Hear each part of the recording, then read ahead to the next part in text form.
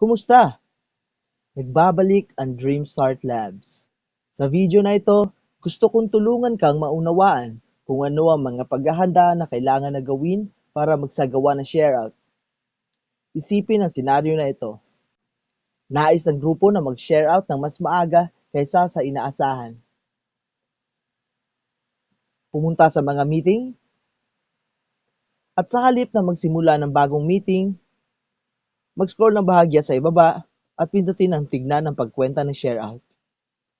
Dito, makikita natin ang kasalukuyang total ng grupo.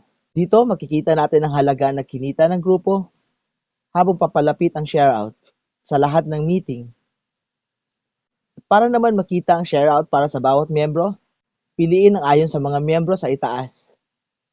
Dito, makikita natin ang lahat ng kasalukuyang total ng bawat miyembro.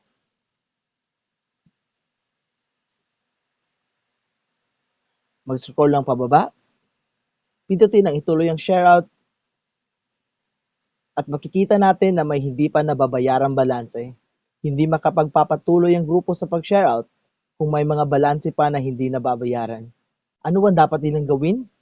Dapat silang magsagawa ng meeting kung saan kokolektahin nila ang lahat ng kabayaran mula sa mga membro para sila ay makapag-share out. Maraming salamat.